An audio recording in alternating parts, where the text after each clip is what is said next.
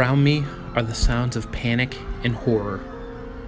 Gunshots fill the once silent air, and people in white lab coats are screaming and running past my room. I know they are, because I can see them through the reflective wall that shows my own reflection. How is this possible, you might ask? Well, I was once the hope for humanity. This is how it began.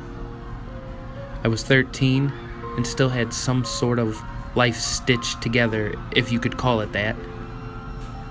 My father was non-existent, and my mother was trying to form a life out of broken pieces scattered all over the floor.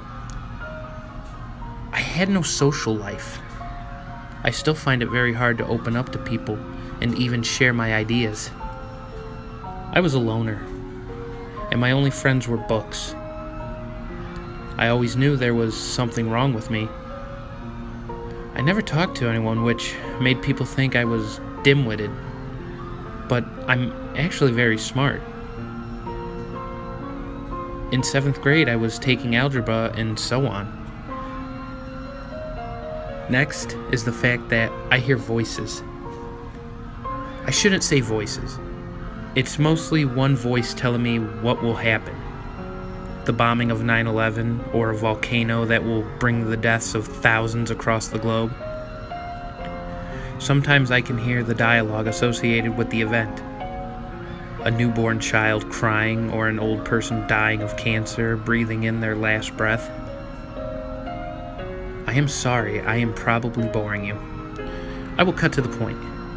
Last week, World War III began, and an infectious disease spread like wildfire across the country. It made people go crazy. Not like zombies, but worse. These creatures, flesh started peeling off like a peel of a banana, leaving white bones sticking out at strange angles, and the red muscle showing only. The eyes of these once normal people would turn red, filling with blood and hiding the irises and pupils. These people still had their intelligence, but lost the sense of what was right and wrong. They killed others, not infecting them, but killing them in the goriest, inhuman ways possible. The only way to become them was to have their poisonous blood seep into your body, making parts of your mind diminish until the part that made you was gone. The scientists that came to me, I had no idea how they found me. My mother had just died from one of these red fiends, leaving me alone in the world, detached from this murder-ridden society. I will not say how she died, because it will surely give you nightmares for the rest of your life.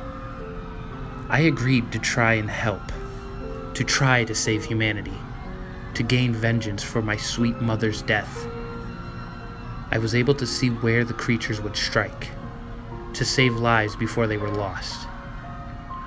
I would prevent casualties before they happen, and the scientists provided me with a home and this sense of good. I was finally helping others. It was no use. The head scientist got infected and out of fear of dying did not report this. He infected the others in the complex, and this is where I am today, locked in my room and hearing screams and grunts from the other rooms. I am probably the only survivor left. It is strange the internet is still working here.